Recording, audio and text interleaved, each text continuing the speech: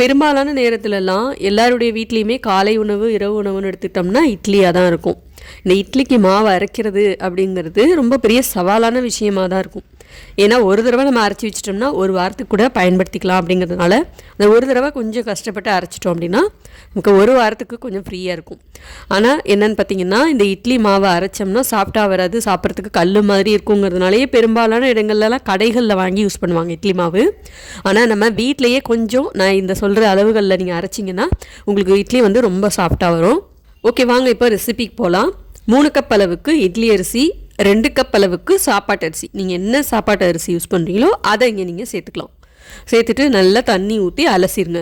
கழுவிட்டு மறுபடியும் குடிக்கிற தண்ணி ஊற்றி 5லேருந்து 6 மணி நேரம் கண்டிப்பாக ஊறணும். எந்த கப்பில் நீங்கள் அரிசி எடுக்கிறீங்களோ அதே கப்லேயே 1 கப் அளவுக்கு உளுந்து எடுத்துக்கோங்க. கருப்பு உளுந்து வெள்ளை உளுந்து எது வேணாலும் நீங்கள் பயன்படுத்திக்கலாம்.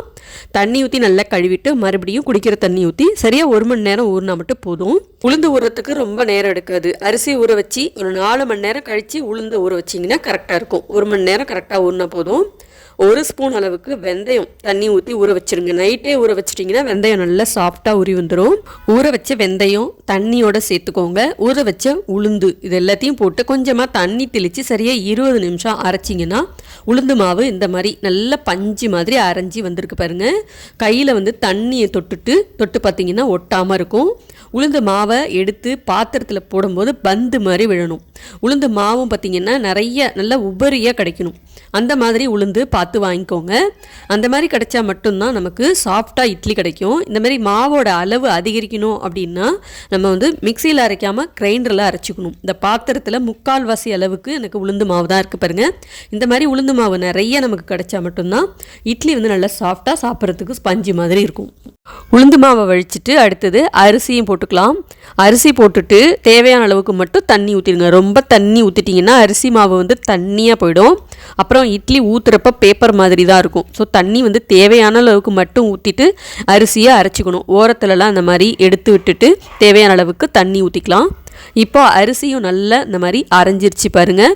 இந்த அளவுக்கு அரைஞ்சி வந்ததுக்கப்புறம் உளுந்து மாவை அரைச்சிருந்தோம் இல்லையா, அதை நான் இதிலே போட்டு கலந்துக்குவேன். நீங்கள் எந்த மாதிரி அரைப்பீங்களோ அதுக்கு தகுந்த மாதிரி நீங்கள் செஞ்சுக்கலாம். இதிலே போட்டு நல்லா ஒரு தடவை நான் கரைச்சி விட்டுருவேன். அதுக்கப்புறம் பாத்திரத்தில் வழிச்சிருவேன்.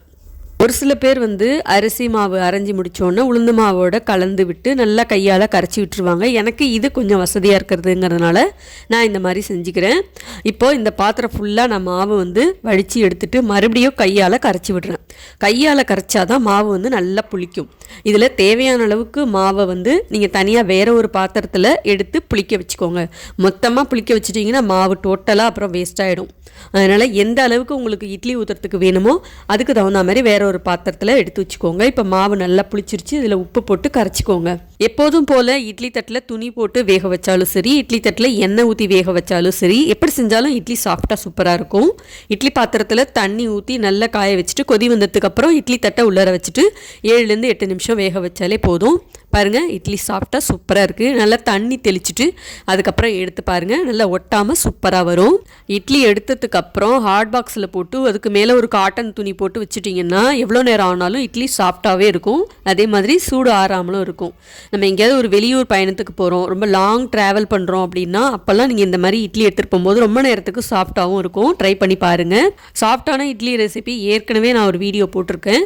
அதுக்கப்புறம் குதிரைவாலி அரிசியில் இட்லி எப்படி செய்யலாம் அப்படிங்கிற வீடியோவும் கொடுத்துருப்பேன். டிஸ்கிரிப்ஷனில் கொடுக்குறேன், தேவைப்பட்டால் செக் பண்ணி பாருங்கள். இந்த இட்லிக்கு நான் ஹோட்டல் டேஸ்ட்டில் ஒரு சாம்பார் தான் செஞ்சுருந்தேன். அதோட வீடியோவும் நான் ஏற்கனவே போட்டிருக்கேன். அதோட லிங்க்கும் வேணால் கொடுக்குறேன். உங்களுக்கு யூஸ்ஃபுல்லாக இருந்துச்சுன்னா நீங்கள் செக் பண்ணி பாருங்கள். சட்னி சாம்பார் இல்லை பொடி வச்சும் சாப்பிட்லாம், ரொம்ப நல்லாயிருக்கும். ஷார்ட்ஸ் வீடியோவில் நிறைய இன்ஸ்டண்ட்டாக செய்யக்கூடிய சட்னி ரெசிபிஸ்லாம் கொடுத்துருப்பேன். எல்லாத்தோட லிங்க்கும் உங்களுக்கு டிஸ்கிரிப்ஷனில் கொடுக்குறேன், தேவைப்பட்டால் செக் பண்ணி பாருங்கள். ஓகே ஃப்ரெண்ட்ஸ், இந்த வீடியோ பிடிச்சா லைக் ஷேர் கமெண்ட் பண்ணுங்கள். மறக்காமல் சேனலை சப்ஸ்கிரைப் பண்ணி சப்போர்ட் பண்ணுங்கள். பாய்.